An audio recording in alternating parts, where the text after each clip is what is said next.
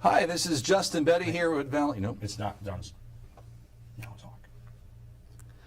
Hi, this is Justin Betty here with Valley News Live in Fargo. If you're looking for our 9 o'clock newscast tonight, we are not on CW tonight because we have a NASCAR race which was delayed because of weather issues they're having. We have our own weather issues moving into the Valley as we speak, Joseph. That is correct. We have that first alert weather day, which you're closely behind both Justin and I. It's for that severe thunderstorm threat heading into tonight. 1 week ago, we had some major severe weather roll through. We had those tornadoes. We had that derecho. We're not thinking it's going to be quite that intense tonight, though, right? It won't be that intense, but unfortunately, some of the same areas that were impacted last week, they may get impacted again. So let me bring that up on our graphic right here. There we go. So again, the gist is, much of our region still susceptible to that severe thunderstorm risk. And in fact, we already have a couple of severe thunderstorm warnings in central North Dakota. And you can see we even have a severe thunderstorm warning in effect for a portion of Benson County. Let's take a closer look at out toward Devil's Lake. They're moving to that region now, looks like. Pretty much.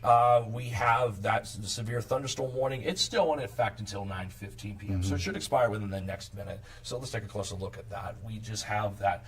It was capable of up to 1 inch in hail size. Earlier, the warning was for up to 2 inches in hail size. And winds up to 60 miles per hour. So very intense storm indeed, at least in terms of hail size. And we're still tracking a couple of other severe thunderstorm warnings. They're just to the west of our region, but they are starting to move. They're moving this way again. So we're not talking about so far the heavy-duty tornado risk, but hail can do some serious damage to property and to cars, of course. Definitely.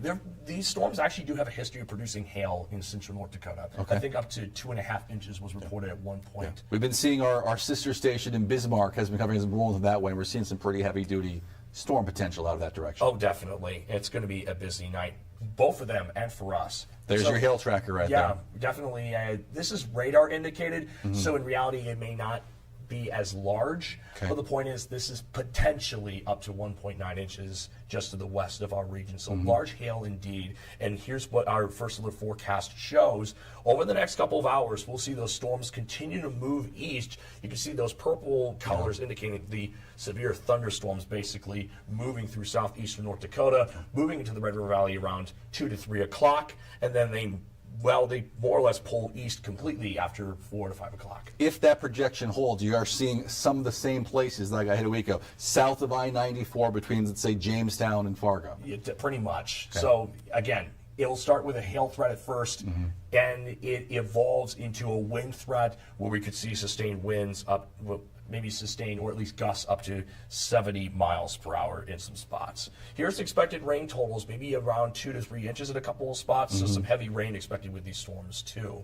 So let's break down the threat again. Basically, the wind threat, that's going to be your biggest threat heading into the Red River Valley for tonight. That's what the yellow color indicates. The lines indicate where significant wind is particularly likely. Okay. And again, a lot of the same areas that got hit hardest last time, so we're going to hope that they dodge it to some degree this time. Yeah, definitely. And it's, again, going to be significant over the next couple of hours. Winds gusts up to 70 miles per hour possible. For hail, similar deal. The largest hail will be in portions of the Devil's Lake Basin in the James River Valley. That's where you're likely to find, say, your golf ball-sized hail and larger. Areas to the east of southeast North Dakota, not as likely to see that risk.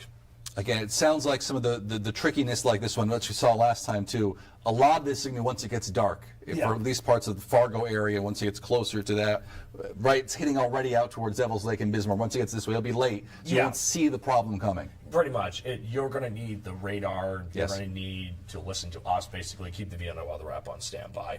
And as for tornado risk, thankfully, it's mostly to the west. But we do have that tornado watch in effect for portions of the Devil's Lake Basin and James River Valley until 1 a.m. All right. Thanks, Joseph. Yep. All right. We'll have more tonight on Valley News Live at 10 in about, 45 minutes or so from now? Yep. So we'll have more. Then we'll keep track of this as this keeps moving into the Red River Valley. Yeah, pretty much. All right. Thank you, Joseph. Have a good night. We'll see you soon.